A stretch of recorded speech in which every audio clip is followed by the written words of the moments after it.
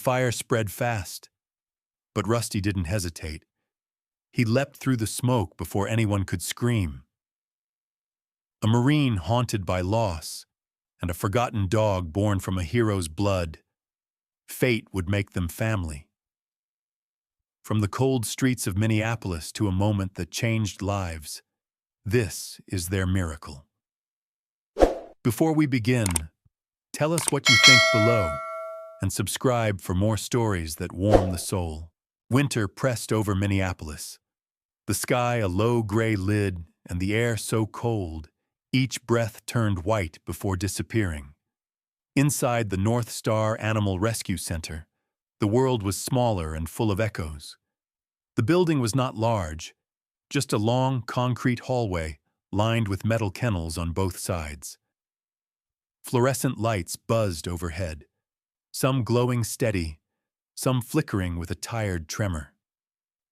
The smell of disinfectant clung to the air, mixing with the damp scent of wet fur and old blankets. Ceiling fans turned lazily, pushing the sounds around like drifting snow.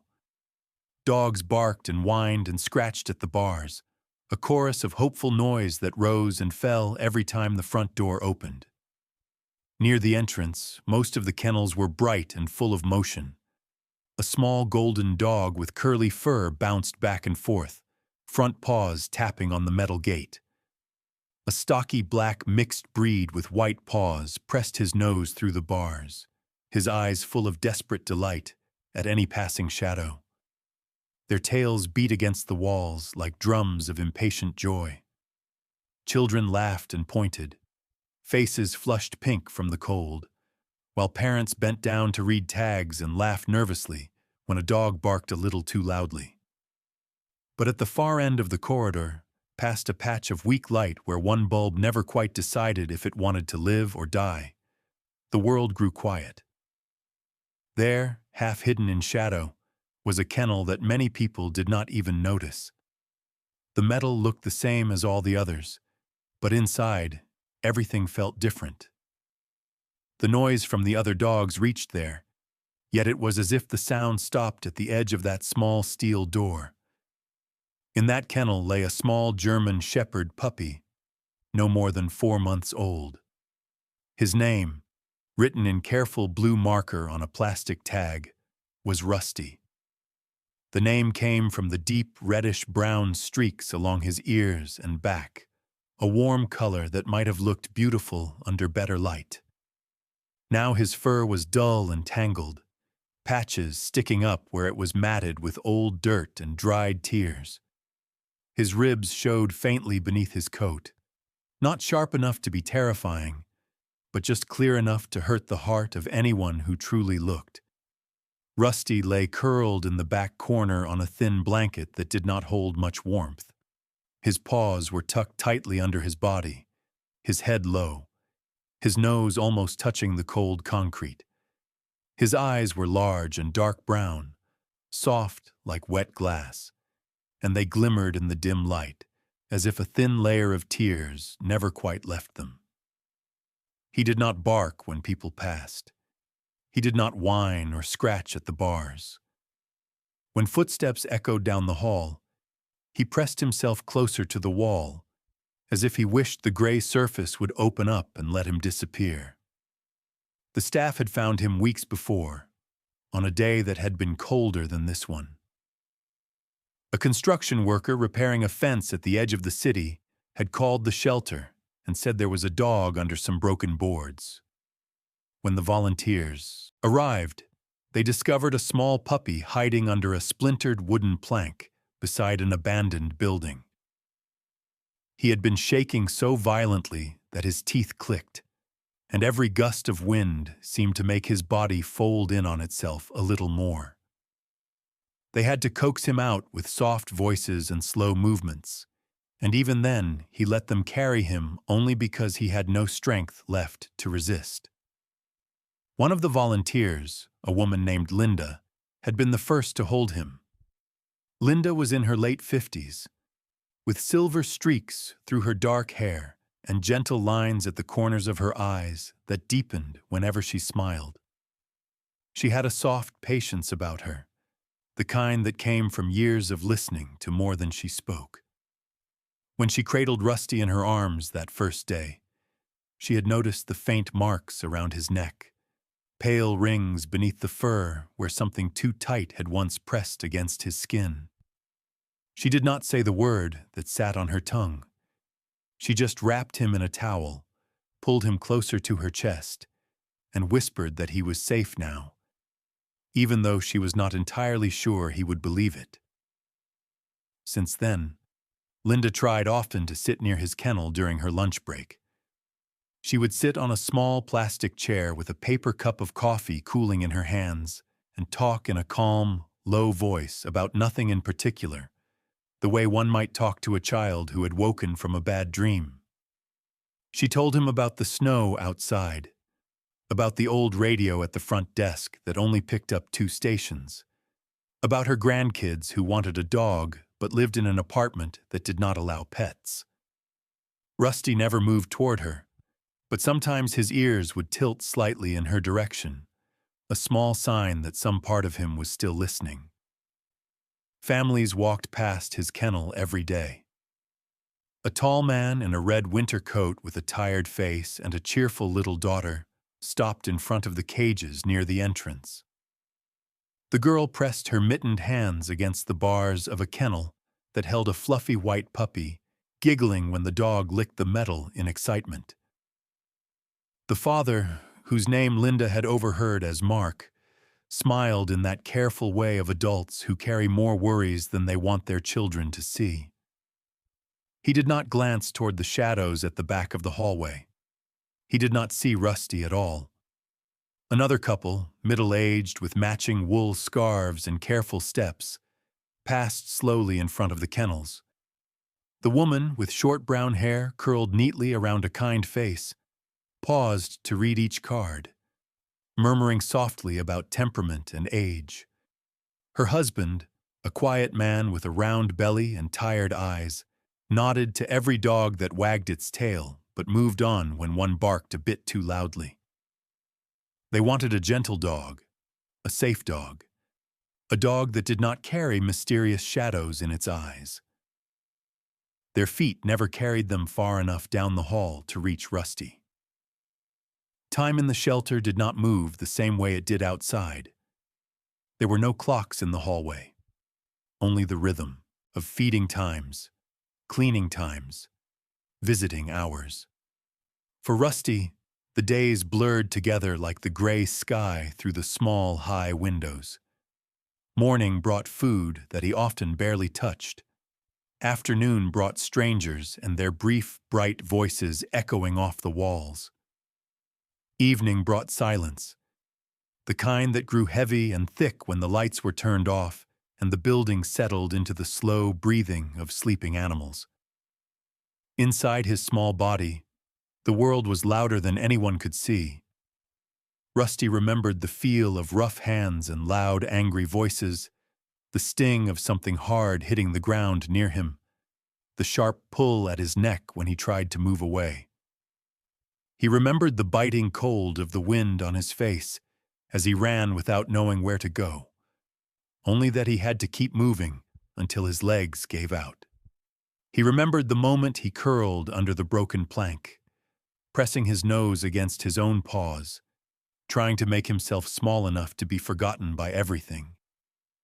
Now in the shelter, he was safe by every ordinary measure. No one shouted at him. No one struck him. Food appeared every day. Water was always there. Yet safety felt strange, like a coat that did not quite fit. Every time footsteps approached his kennel, his heart jumped, expecting the hurt that used to follow that sound. Every time a hand reached toward the bars, his muscles tensed, ready to shrink away before the pain arrived. His body did not yet understand that here hands could be gentle. Still, somewhere beneath the layers of fear and habit, a small part of him refused to go dark. It was not a loud hope. It did not look like a wagging tail or an eager bark. It was quieter than that, more fragile. It lived in the way his ears turned when Linda sat near him, in the way his eyes lifted for a second whenever the front door opened and a new voice floated down the corridor. It lived in the tiny pause before he turned his face back toward the wall, as if some part of him wondered what might happen if he did not look away. If someone had stood long enough in front of his kennel that day, willing to let their eyes adjust to the dim light, they would have seen it. In the depths of those dark brown eyes, beneath the film of sadness and the reflection of cold metal bars, there was the faintest flicker. It was like a candle flame shivering in a draught, small and stubborn. Rusty did not know the word for it, but he felt it anyway. It was the thought that one day, somehow, someone might stop in front of the kennel in the shadows and see more than a frightened puppy trying to disappear. They might see a heart that had broken but had not given up. And as the sounds of the shelter rose and fell around him, Rusty lay in his corner, holding on to that tiny, fragile hope, without even knowing that he was doing it. In this first cold chapter of his new life, he was still the saddest dog in the shelter. But somewhere deep inside, a very quiet part of him was waiting for a different story to begin. The winter sun hung low over Minneapolis when Liam Walker pulled his dark green pickup into the parking lot of North Star Animal Rescue Center. The truck was old, the paint scratched along the doors, but the engine still rumbled with the steady growl of something that refused to give up. Liam sat behind the wheel for a moment, fingers resting on the worn steering wheel, watching his own breath cloud the glass. He was 30 years old, tall and broad-shouldered, with a face cut by sharp angles, a strong jaw dusted with a day or two of stubble, and dark hair cropped short in the way soldiers carried their past like a habit. His eyes were a deep gray, the color of asphalt after rain, and there was a tiredness in them that did not belong to someone so young. It came from hot deserts far away, from long nights on foreign soil, from the day a blast knocked him off his feet, and the dog at his side never rose again. Remembering Scout still felt like pressing a thumb into a bruise. Scout had been more than a military working dog. He had been a partner, a shadow that breathed, a presence that understood silence better than most people. The last image Liam had of him was a flash of fur and teeth and courage, pushing forward toward a threat so his handler would live. Sometimes, in the quiet hours, Liam still reached down from his bed as if a warm head would be there, waiting. His hand always closed on cold air. Today he had only meant to drive through his old neighborhood, to see the streets where he had once ridden bikes and thrown snowballs, before life turned into sand and uniforms and orders. Yet the words on the old wooden sign in front of the shelter caught his eye. Every life deserves a chance. He did not know why those words made something twist inside his chest, but they did. He had parked without thinking, and now he sat there, feeling the pull of the door handle. Just looking, he told himself. You are not ready for another dog. You are just looking. The wind howled across the lot, pushing small waves of powdered snow against the tires. Liam took a breath, opened the door, and stepped into the cold. Inside, the lobby was small but warm. The floor was covered in old linoleum, the edges scuffed from countless footsteps. Behind the front desk sat Linda, the same volunteer who often kept Rusty company without touching him. Today she wore a thick gray sweater with a faded pattern of snowflakes, and her silver-streaked hair was pulled into a loose bun. Fine lines framed her brown eyes, the kind of soft wrinkles that come from years of smiling at strangers and stray animals. Her voice, when she greeted him, was gentle and steady. the voice of someone who had learned that kindness did not need to be loud to reach people. She slid a laminated visitor badge across the counter. Her hands were slim but strong, the veins faintly visible beneath pale skin. There was a calmness in her movements, as if she rarely rushed anything, not paperwork, not animals, not people. That patience had grown from loss, too. Somewhere in her family, there was a son who had not come back from a distant conflict, a grief that made her especially tender with broken soldiers and broken dogs alike. She did not speak of it, but it lingered quietly behind her eyes when she looked at Liam. "Are you looking to adopt a dog today, sir?" she asked with a soft smile. Liam lowered his gaze for a second, his voice rougher than he intended. "Just looking," he answered. "I am not sure yet." Linda nodded as if she had heard that many times before. "All right, take your time. The kennels are straight down the hall. If you have any questions, I will be right here." He clipped the visitor tag to his coat and walked toward the hallway. The moment he stepped into the corridor, sound hit him like a wave. Dogs barked and whined, claws scraped the metal bars, tails thumped against walls, faces pressed forward, noses wet and hopeful. A small spotted dog jumped so high its paws left the ground. A long orange mixed breed howled with theatrical sorrow. A black dog with a white stripe on its chest stared at Liam with calm amber eyes that almost made him stop. He smiled faintly at them, a ghost of warmth crossing his face, but his stride remained slow, thoughtful, as if he were walking through a memory and not just a shelter. With every step, the noise thinned. The further he went, the more the excited barking faded into softer sounds.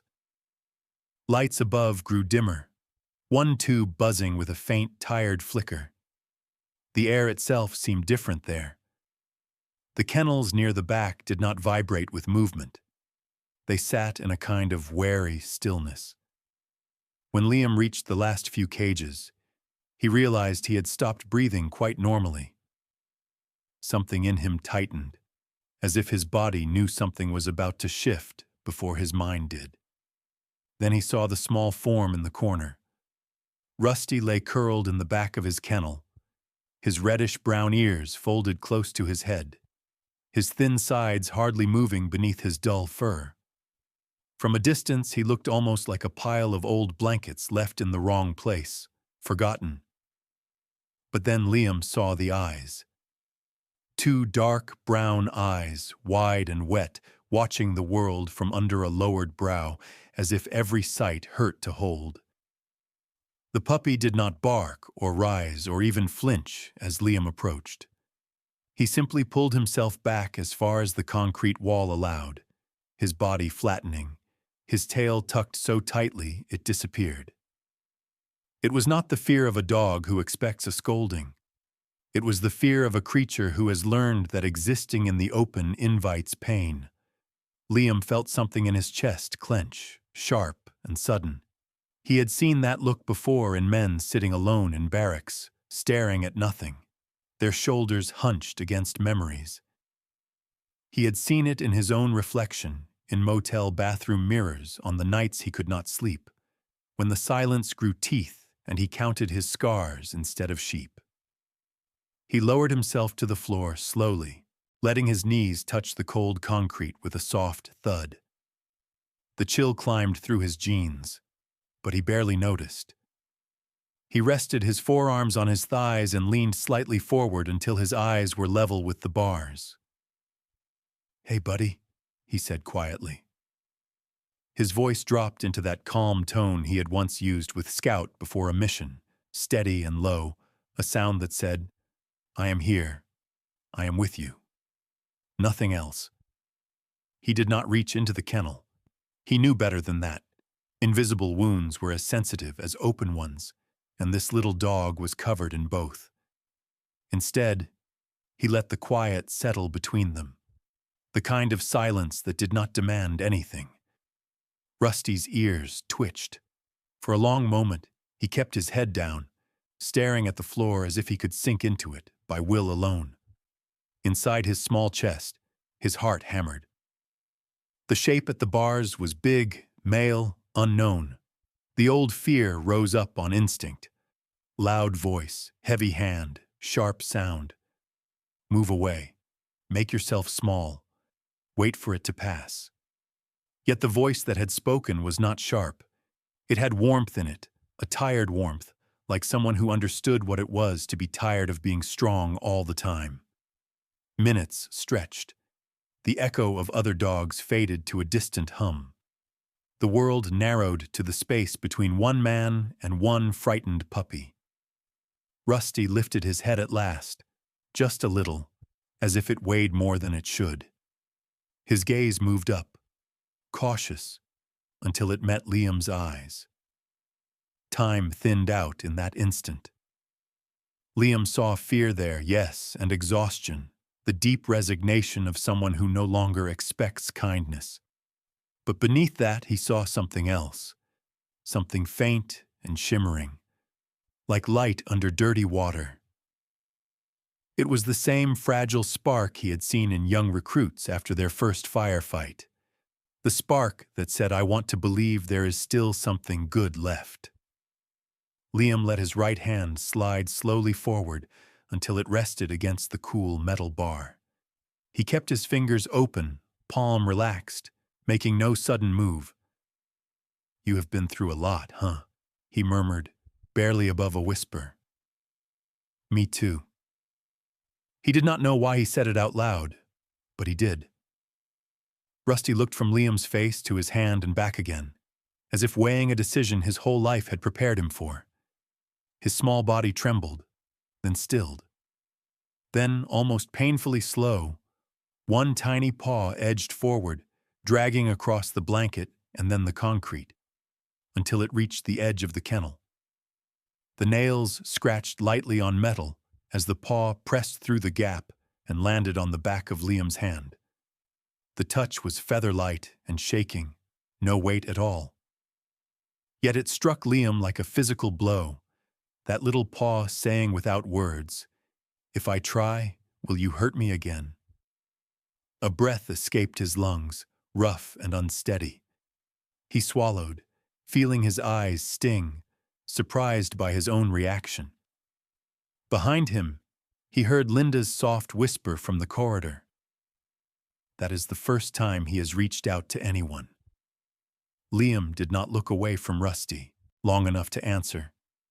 His voice came out low, speaking more to the puppy than to the woman behind him. "If you say yes," he murmured, "I am not leaving you here. You hear me, kid? You will not be left behind again." Rusty's paw lingered a heartbeat longer, then drifted back into the safety of the kennel. The spell broke, but not completely. Something had shifted. The space between them was no longer just metal and air. It held a promise not yet spoken, a bridge made from a single trembling touch. Later that afternoon, the shelter office smelled faintly of old paper and brewed coffee. The walls were lined with bulletin boards covered in photos of dogs with their new families, smiling faces holding wagging tails in living rooms and backyards. Liam sat at a small wooden desk opposite Linda as she slid a stack of forms toward him. Her glasses rested low on the bridge of her nose as she read each line with careful attention, the way someone did when they understood that what they were guarding was not just rules, but lives. She lifted her gaze to him, her tone gentle but honest.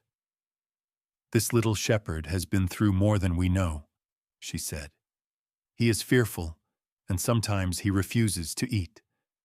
The vet thinks he may need a lot of patience. Are you sure about him?" Liam glanced past her toward the hallway, as if he could still see the dark corner where Rusty waited.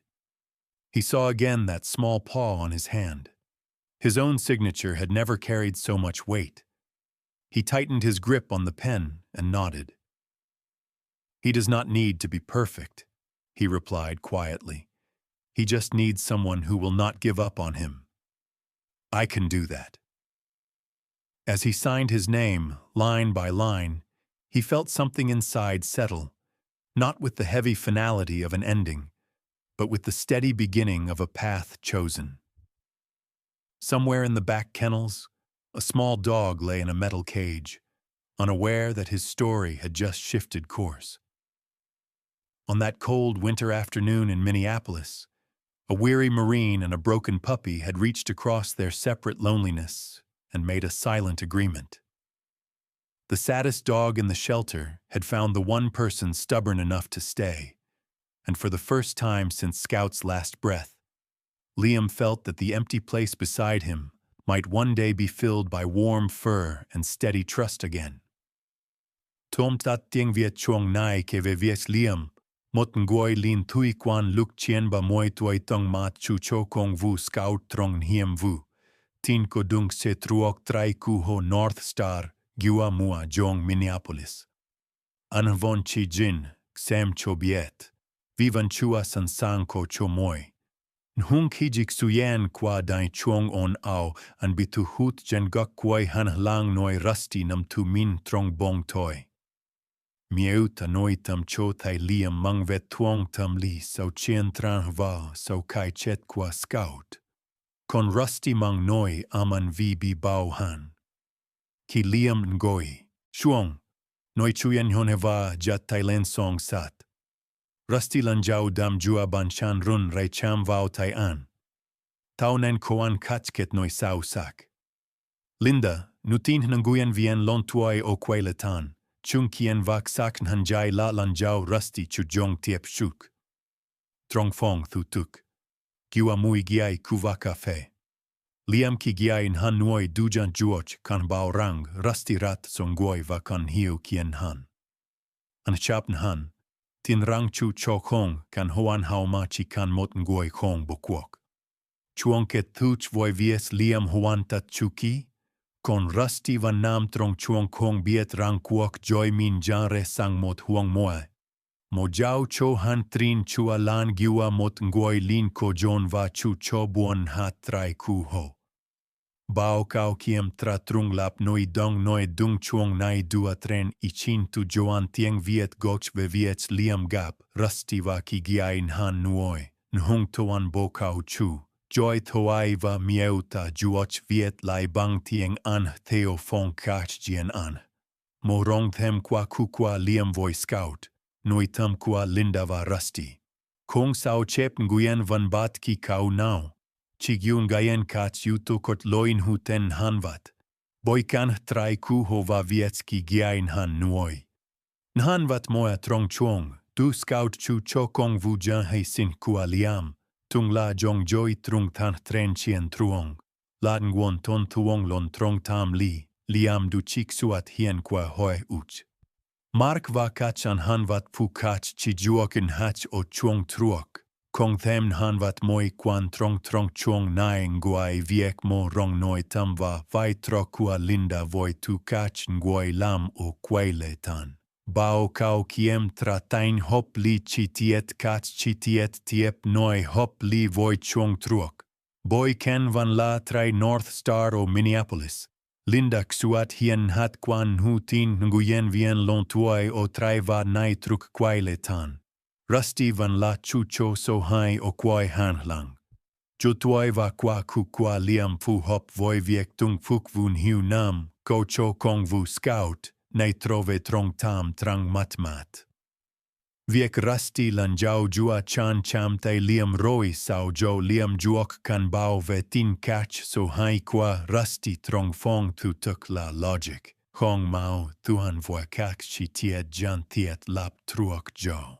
The night Liam brought Rusty home, snow whispered against the windows of his small cabin at the edge of Minneapolis.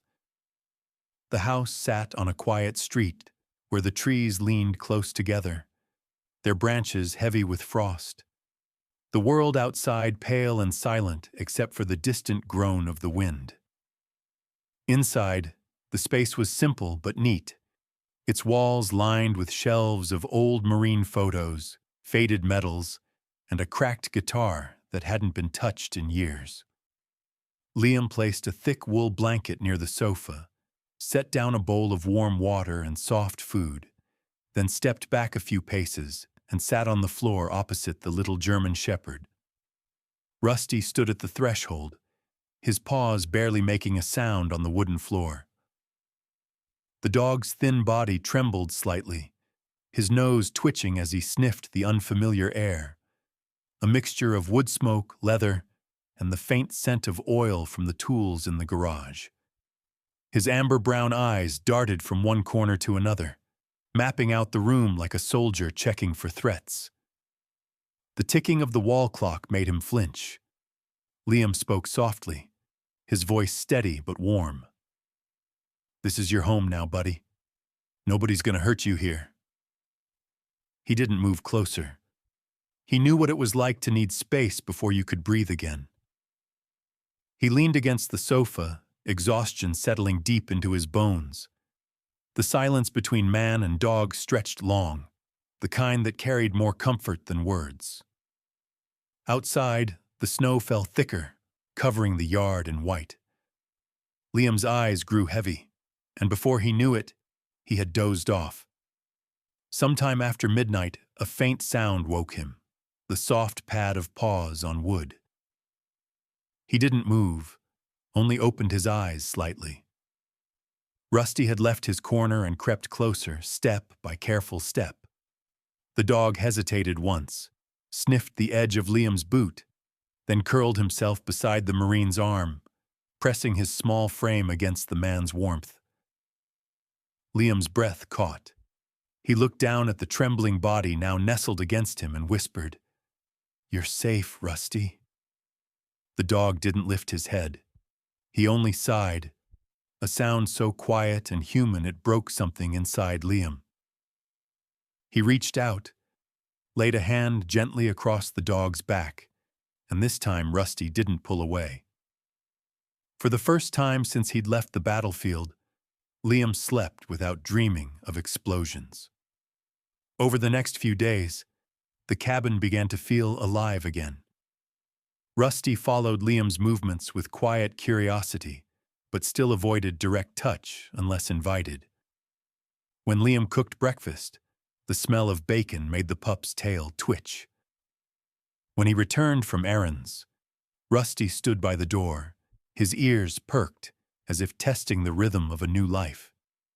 Each day, the distance between them grew a little smaller. Still, fear had its ghosts. One afternoon, when a snow shovel clattered loudly on the porch, Rusty bolted beneath the table, heart pounding. Liam crouched beside him, whispering gently until the trembling eased. "You're okay, kid. It's just noise." On the fourth morning, sunlight filtered through the blinds, turning the living room gold. Liam decided it was time for a bath. The thought of putting Rusty through that made him uneasy. He'd seen dogs panic before, but the pup's coat was thick with dirt, patches still sticky with old grime. He filled a tub in the small bathroom with warm water and called softly, "Come on, Rusty, just you and me."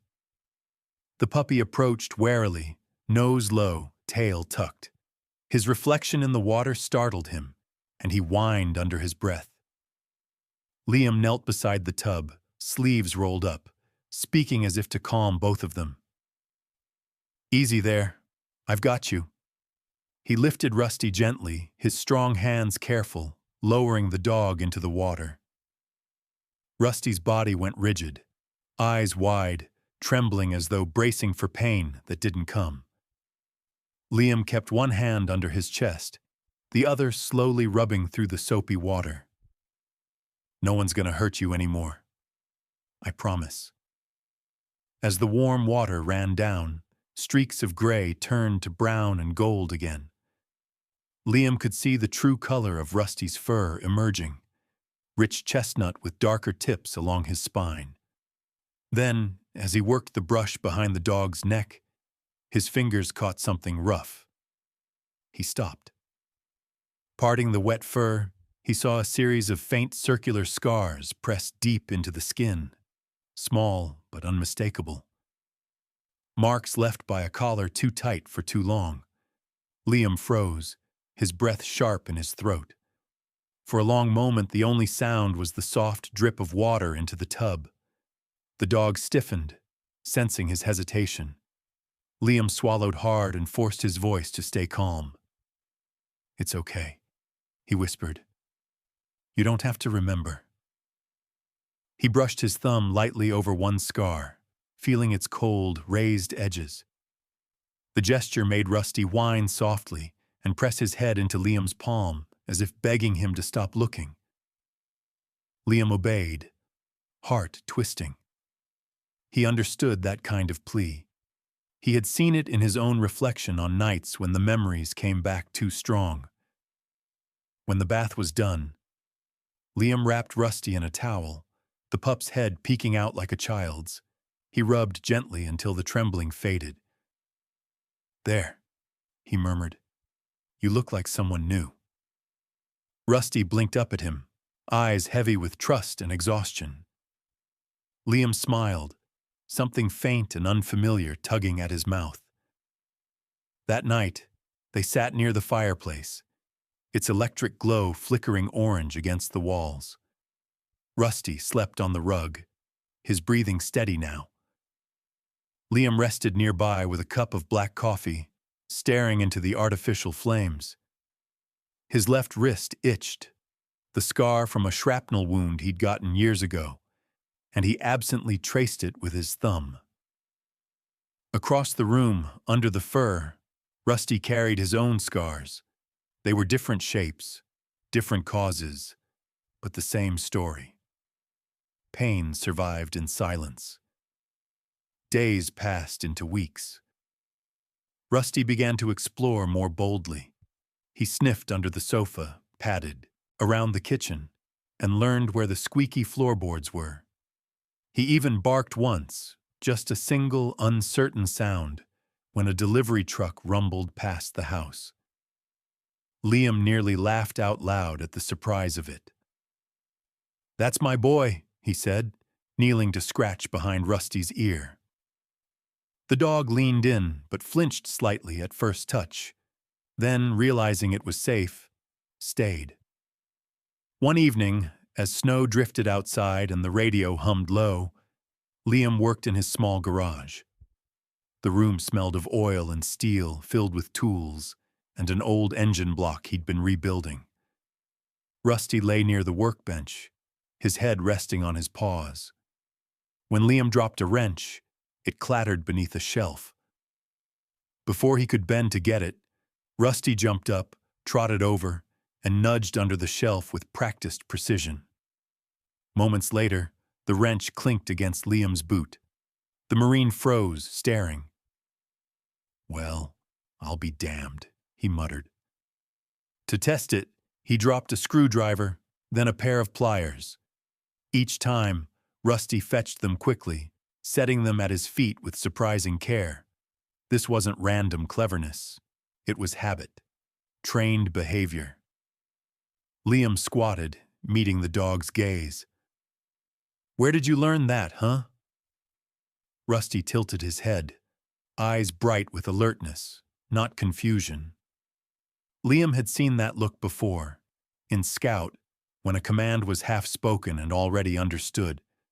This wasn't a stray dog's instinct. It was discipline buried beneath fear. A chill crept up his spine. "You were trained," he whispered. Rusty wagged his tail slightly, as if proud but uncertain. Liam reached out, scratching the soft fur under his chin. "Guess you've got a story I don't know yet." Later that night, when the house went quiet, Liam sat on the couch with Rusty beside him.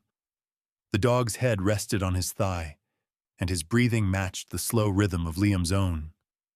Outside, the wind howled, but inside there was peace. A fragile peace born from trust rebuilt piece by piece. Liam looked at the pup, at the faint ring-shaped scars beneath his fur, and felt the weight of an unspoken question. "Who were you before me, Rusty?" he murmured. The dog's ears flicked at the sound, but he didn't move. His tail brushed against Liam's knee, and that small touch said enough for now. For tonight, neither of them needed answers, only the comfort of knowing they were no longer alone. The morning Liam decided to take Rusty to the vet, the city was wrapped in a dull winter haze. Snowbanks hunched along the sides of the road like sleeping giants, and the sky was the same flat gray as his old Marine t-shirt under his jacket. Rusty lay curled on the passenger seat of the green pickup, paws tucked under his chest, ears flicking at every bump in the road. He was bigger now, his coat thicker and cleaner, the reddish-brown along his back catching what little light filtered through the clouds. But he still glanced at Liam every few minutes with that mixture of trust and uncertainty, as if afraid this drive would end in another place of cages and echoes. Liam reached over once at a red light, letting his hand rest briefly between the dog's ears. "Just a checkup, buddy," he said. "Nothing scary, I promise." Rusty leaned into the touch for a heartbeat, then returned his gaze to the window, watching the world slide by in shades of white and gray. The veterinary clinic sat on the edge of a residential neighborhood, a small brick building with chipped paint on the sign and an old maple tree out front, its branches bare against the sky. A faded wooden board read "Riverside Animal Care" in letters that had once been bright blue. The parking lot was half covered in packed snow, the kind that had melted and refrozen too many times. Liam parked, took a steadying breath he would never admit he needed, and opened the door. Rusty hopped down carefully, his paws slipping for a second on the icy ground before he found his balance.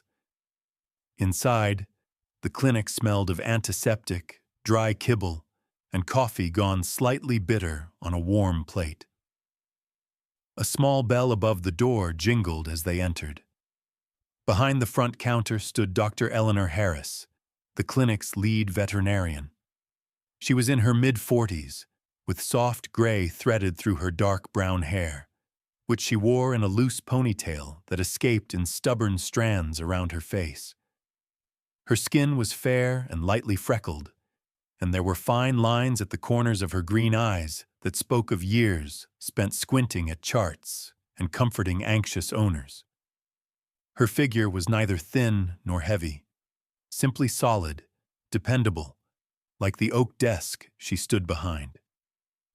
She had the kind of calm presence that made animals lean toward her and people exhale without realizing they'd been holding their breath. Life had hardened her in some ways. There had been a divorce years back, and a car accident that had taken one of her own dogs. But instead of making her bitter, those losses had given her an extra softness when she touched a trembling animal. "You must be Liam," she said, offering a warm smile that crinkled her eyes. "And this handsome boy is Rusty."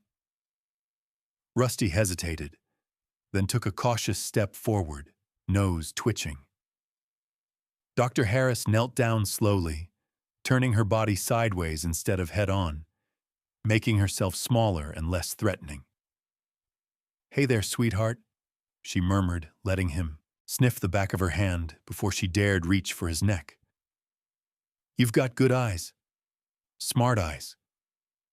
Liam watched the way Rusty's muscles loosened just a fraction. He nodded. "He's been through some stuff," Liam said quietly. "But he's trying." In the exam room, the light was bright, but not harsh. A poster of different dog breeds hung crooked on the wall. Rusty stood on the metal table, claws clicking nervously as he shifted his weight. But he stayed, because Liam's hand stayed on his shoulder. Dr. Harris moved around him with practiced efficiency, checking his teeth, his ears, his heartbeat. "He looks under a year old," she said, her tone thoughtful. 4, maybe 5 months when he came to you. Good weight now.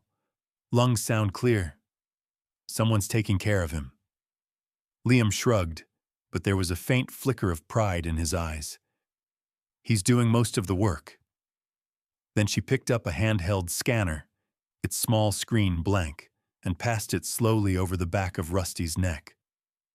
The device gave a sharp, clear beep. Rusty flinched at the sound, but it was Liam who really reacted. His shoulders straightened, his eyes narrowing. "He's chipped?" Liam asked. "Yes," Dr. Harris said, frowning slightly. She turned the scanner, reading the screen. The frown deepened. "That's odd." She moved to a nearby computer, typing in the number displayed. On the monitor, a line of text appeared, a string of numbers and letters without any name, address, or phone number. Just one clear designation, K9M47. "Most pets have the owner's contact info," she explained, glancing back at Liam. "This format, it doesn't match standard civilian registries. I've only seen something like this a few times. Military programs, maybe specialized law enforcement. Dogs trained for more than fetch and stay." She spoke carefully, weighing each word. Liam felt the room tilt slightly. Images flashed through his mind. Rusty bringing him tools in the garage, freezing when sirens wailed on the distant highway, positioning himself between the door and Liam whenever someone knocked. All those behaviors he had chalked up to sharp instincts and a rough past now rearranged themselves into a pattern that made far too much sense. "So he's not just a stray," Liam said slowly. "He's something else." Dr. Harris rested a gentle hand on Rusty's shoulder. "Whatever his past, he's yours now," she said. "But I'm required to log this code and send it to the central database. It might bounce back nothing. It might not. Just be prepared in case someone comes looking." On the drive home, the heater wheezed and the radio played low, but all Liam heard in his head were 4 characters repeating over and over. K9, M47. Rusty slept with his head against Liam's leg, trusting the road to take them somewhere safe. Liam kept one hand on the wheel and one close enough to feel the dog's warmth, trying to push back the unease that rode with him like another unseen passenger. That evening, snow tapped against the kitchen window as Liam poured hot water over a tea bag, watching the steam rise and twist. Rusty lay on the rug nearby, paws folded, eyes half closed. The phone buzzed on the countertop, screen flashing an unknown number. His stomach tightened the way it used to when the satellite phone rang in camp. He hit answer. "Liam Walker speaking." The voice on the other end was male, somewhere in his 50s, clipped but not unkind, carrying that clear, trained tone he recognized from briefings. "Mr. Walker, this is Captain James Harlow with the National K9 Recovery Program. Your veterinarian forwarded a microchip code, K9M47. I'd like to talk to you about your dog." Liam's gaze slid automatically to Rusty. The pup had lifted his head now, ears pricked, reading his handler like a map. "Yeah," Liam said quietly. "I'm listening." Harlow exhaled slowly, the sound soft but heavy. "That dog is not a typical shelter case, Mr. Walker. K9M47 is registered to a special training initiative. 6 months ago, he was part of an early K9 imprinting program. Puppies bred and conditioned from birth for advanced detection and search work. His file goes cold during a raid in Montana. There was an illegal facility, a lot of chaos. His mother, a K9 named Nova, died in the line of duty protecting her handler, Sergeant Daniel Brooks. Only one pup from her litter survived. That pup was M47. According to our records, he disappeared in the aftermath." Liam's fingers tightened around the edge of the counter until his knuckles paled. He pictured a German shepherd like Rusty, full-grown, lunging into danger to shield a man. He could see the battlefield without needing details. Smoke, Screaming, sirens, the kind of noise that shakes bones apart. He looked at the young dog on his floor, suddenly seeing not just a rescue, but a legacy. So Rusty. His voice came out rough, almost reverent. He's Nova's pup. Yes, Harlow confirmed. Nova was one of our finest. Sergeant Brooks owes his life to her. He's carried a lot of guilt about the missing pup.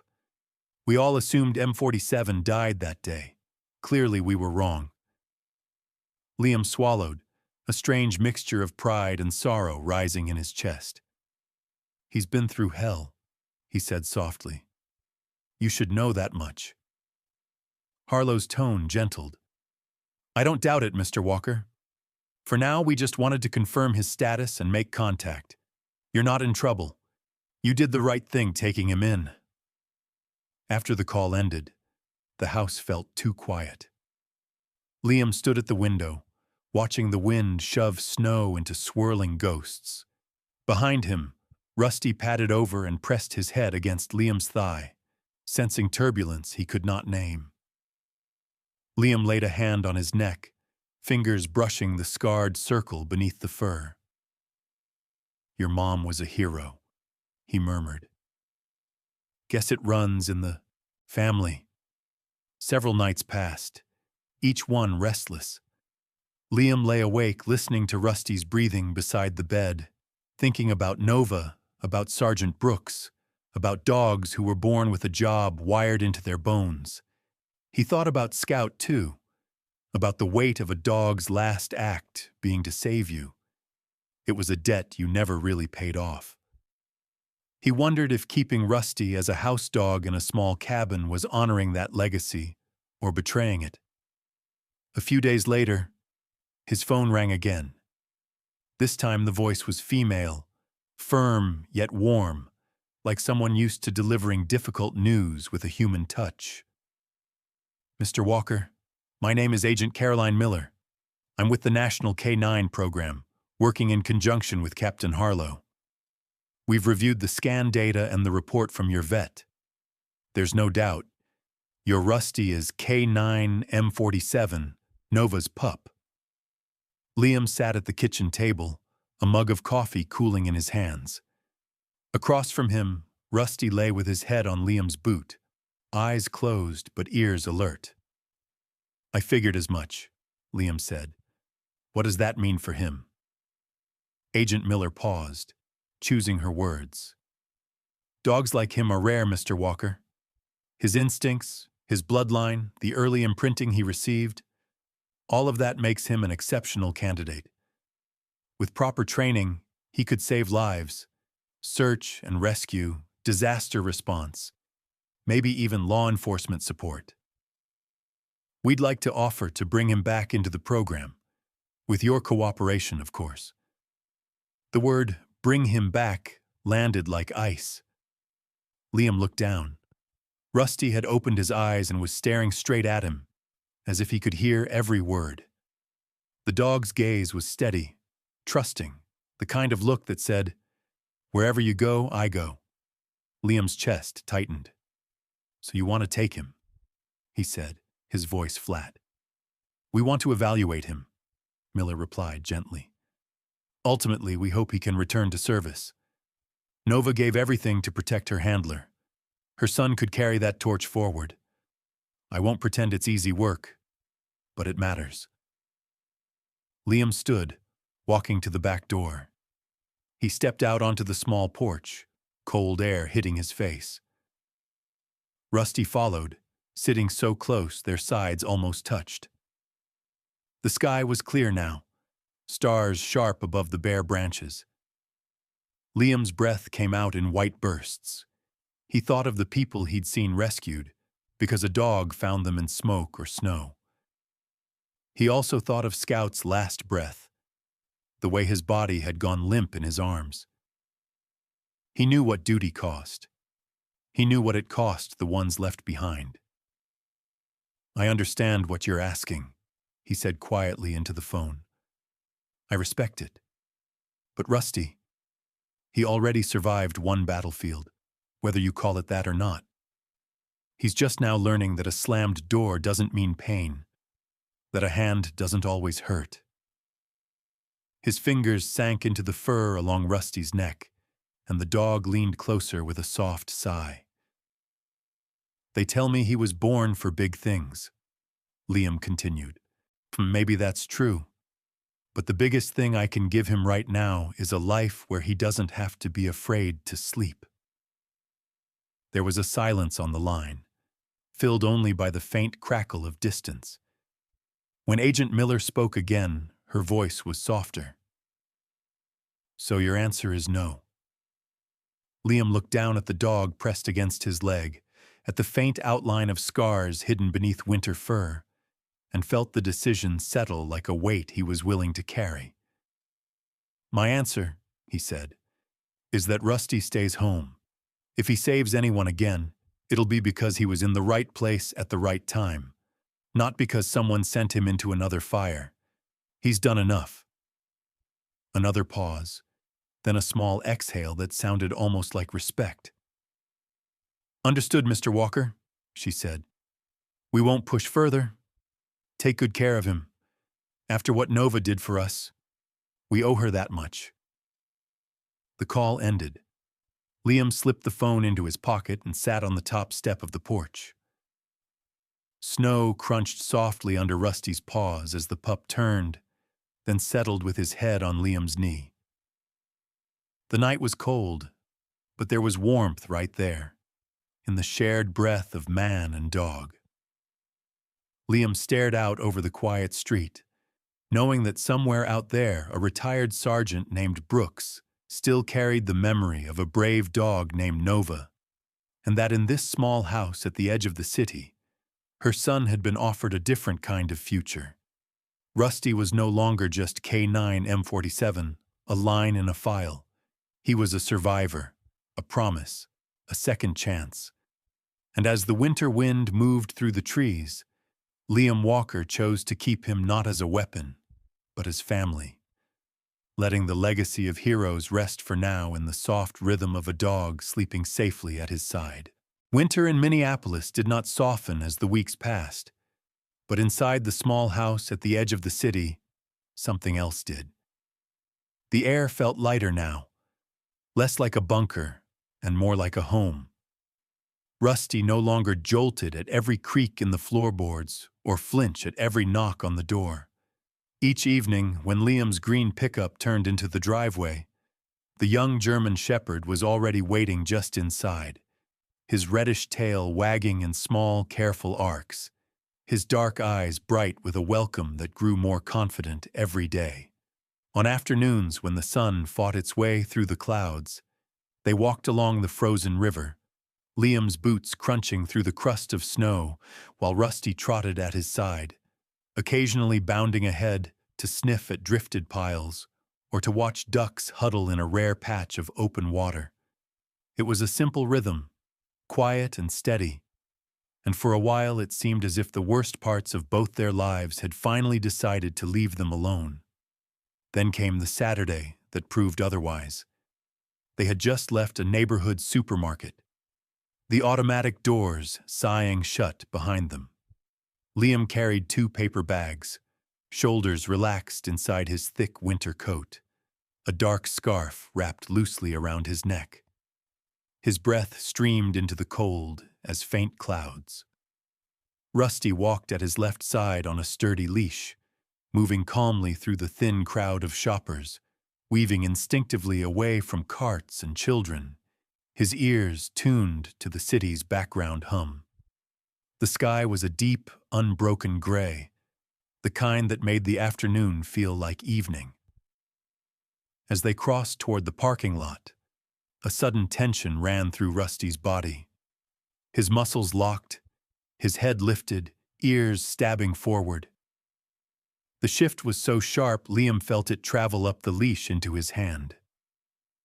"What is it, buddy?" he asked, though he already recognized that posture.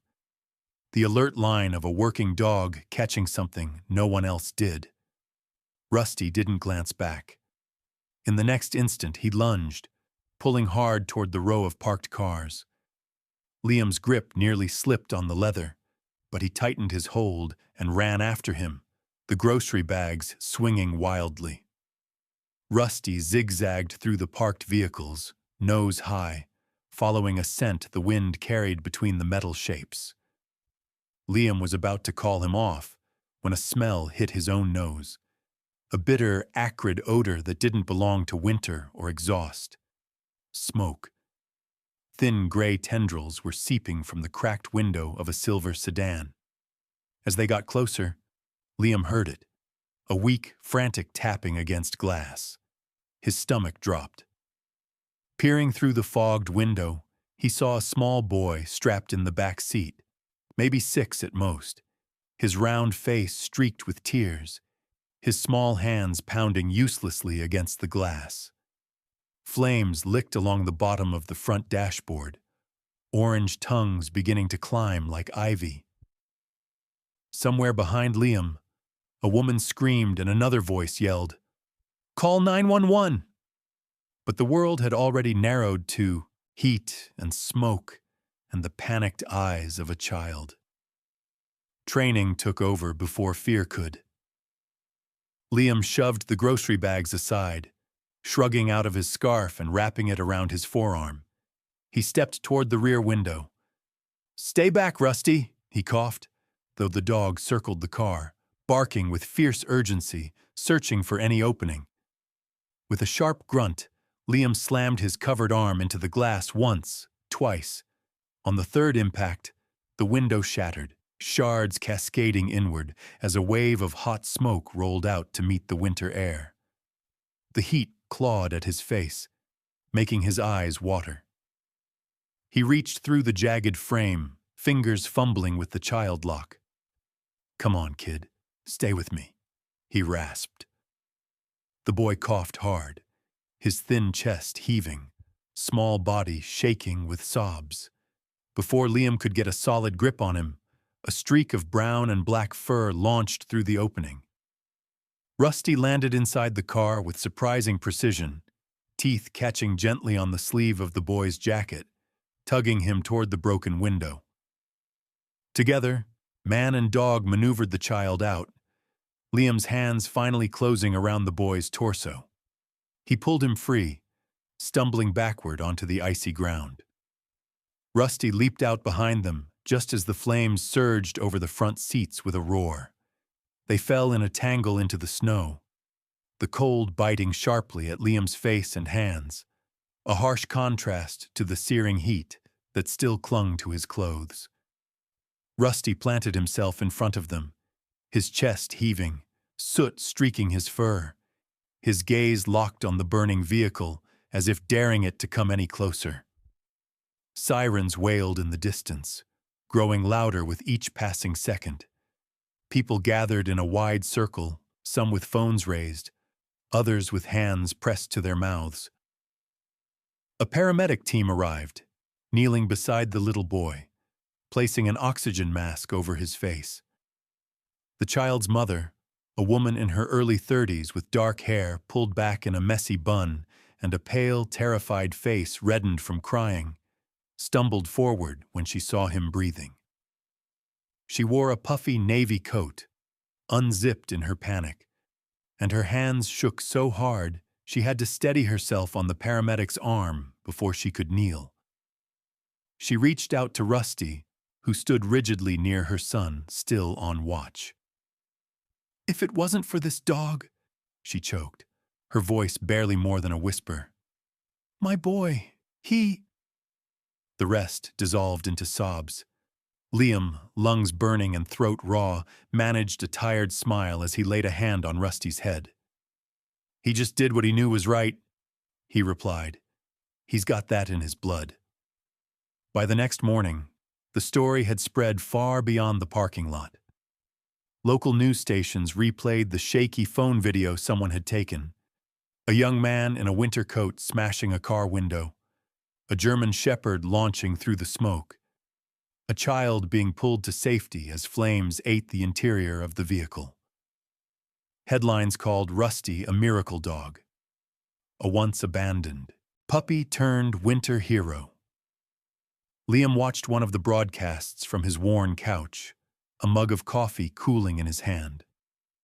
Rusty lay at his feet, his head resting on Liam's boot, eyes half closed as if unaware of the attention.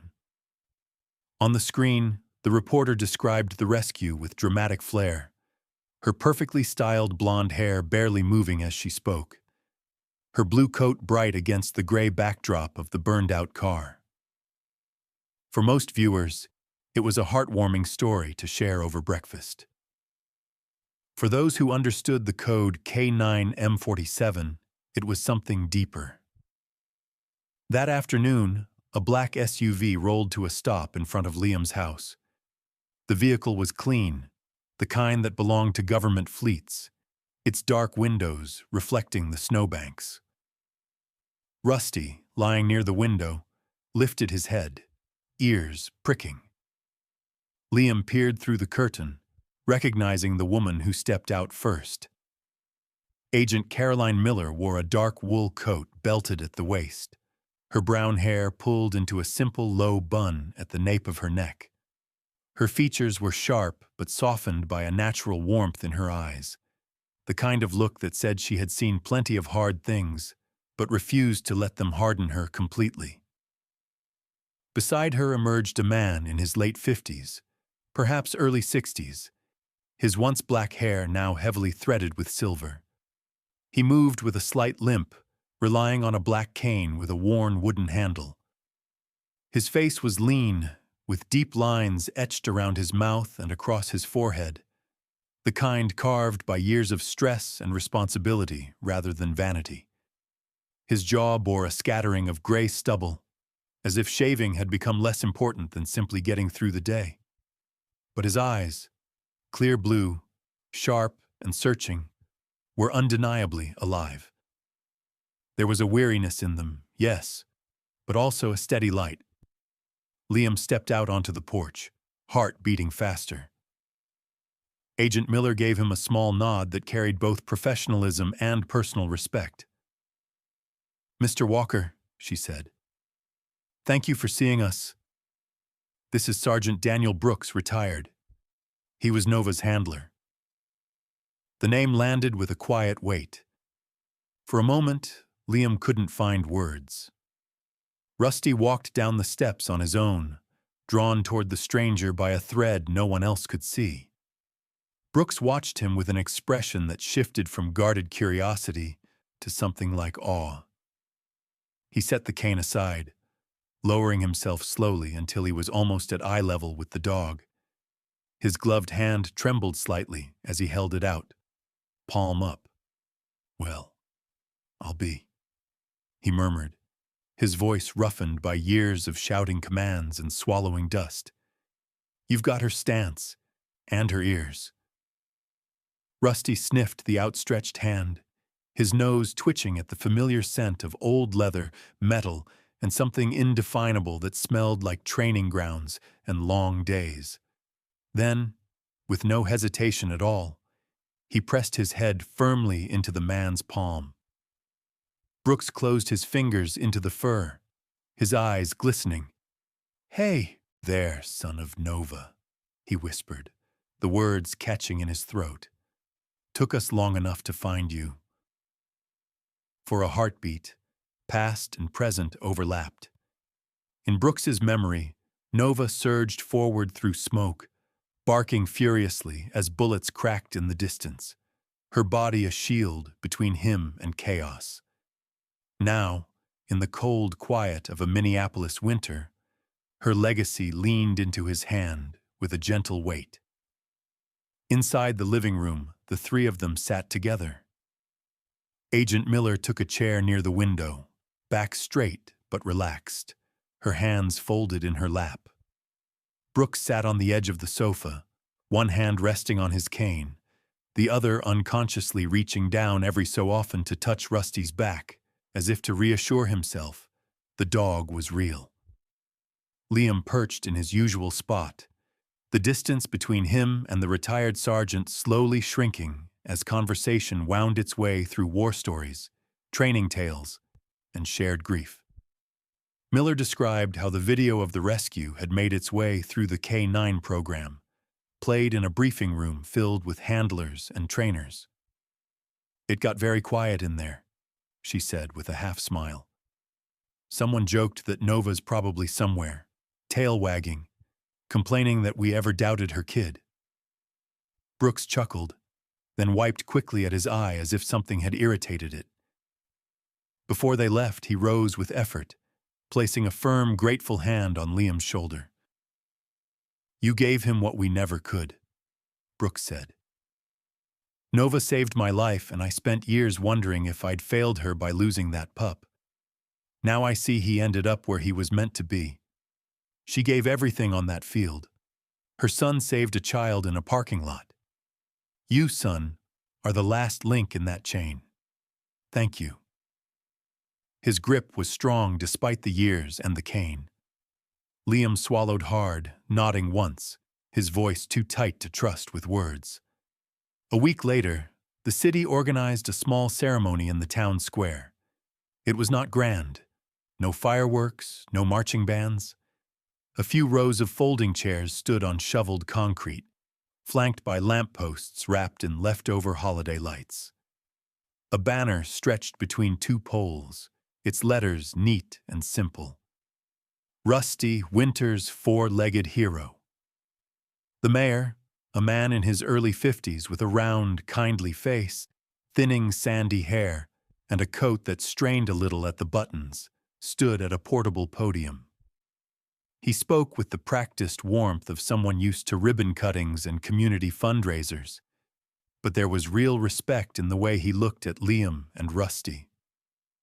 Around them gathered townspeople of all ages, elderly men in wool caps leaning on canes, grandmothers with rosy cheeks holding bundled grandchildren on their laps, middle-aged couples with tired eyes that softened whenever Rusty glanced their way.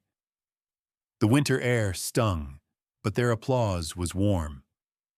Rusty sat beside Liam on the small platform, wearing only a plain blue collar. No badges, no K-9 insignia, nothing to announce his past except the posture of a dog who had seen fire and chosen to go in anyway. When it was Liam's turn to speak, he stepped forward, cleared his throat, and looked down at the dog before he looked at the crowd. "A lot of folks have been saying I rescued Rusty from the shelter," he began, his voice steady but not loud. "And yeah, I signed the papers. I brought him home. But the truth is, he's the one who pulled me out of things I didn't know I was still stuck in." He paused, the wind tugging at his hair, breath fogging in front of his face.